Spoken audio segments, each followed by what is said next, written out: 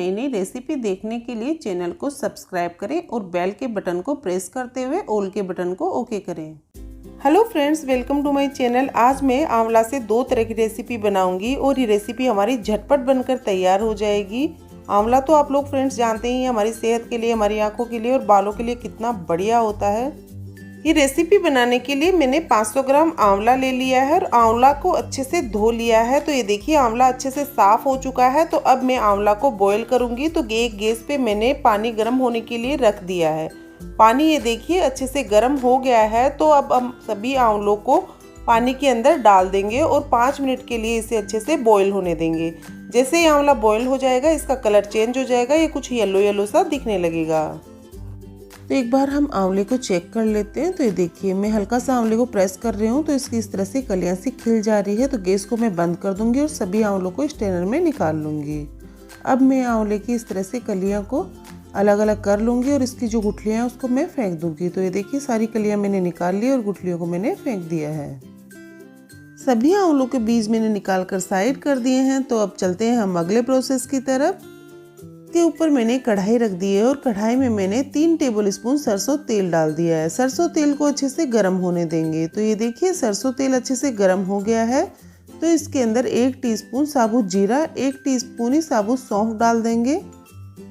जीरा अच्छे से चटक चुका है। तो अब हम इस तेल में आंवले डाल देंगे और इसे 2 से 3 मिनट के लिए इसे ऐसे ही तेल में पका लेंगे।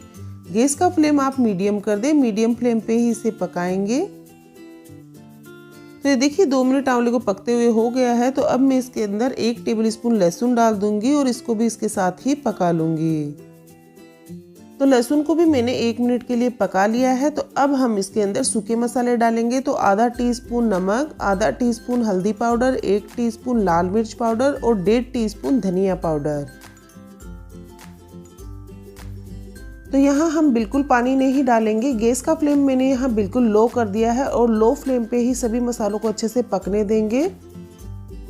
इसे मैंने 2 से 3 मिनट के लिए अच्छे से पका लिया है। हमें इसे तब तक पकाना है जब तक जो हमने सूखे मसाले डाले हैं वो अच्छे से ना पक जाए।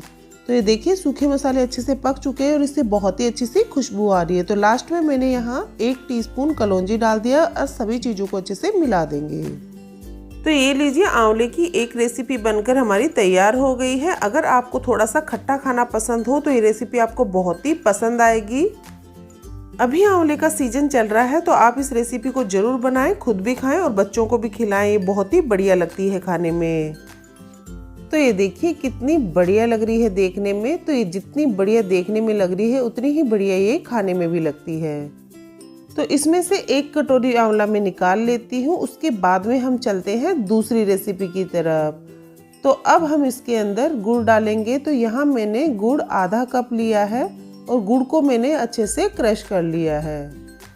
गुड़ को हम इस तरह से क्रश करके डालने से गुड़ बहुत ही जल्दी पिघल जाता है। तो हमें इस तरह से बिना पानी डाले हुए गुड़ को अच्छे से पिघला लेना है। गैस का फ्लेम हमें बिल्कुल लो करना है और लो फ्लेम पे इसे पका लेना है।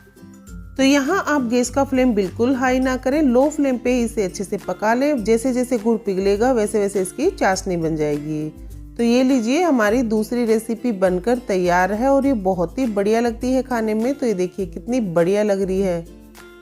इसे आप बिना पानी डाले ही ऐसे ही बनाएं। पानी डालने से इसकी जो सेल्फ लाइफ होती है वो कम हो जाती है। लीजिए आंवले की दूसरी रेसिपी भी बनकर तैयार है। तो दोनों रेसिपी आप बनाएं और कौन सी रेसिपी आपको ज़्यादा अच्छी लगी कमेंट करके आप मुझे ज़रूर बताएं। इसे आप रोटी और पराठे के साथ में एंजॉय कर सकती हैं, खाने में बहुत ही बढ़िया लगती है। तो इस तरीके से आप भी इसे बनाएं और कमेंट करके मुझे ज़रूर बताएं कि कैसी बनी। वीडियो अच्छा लगा हो तो वीडियो को लाइक दें और अगर आप मेरे चैनल पर नए हैं तो चैनल को ज़रूर सब्सक्राइब करें। मिलेंगे अगले वीडियो में, तब तक के लिए बाय बाय।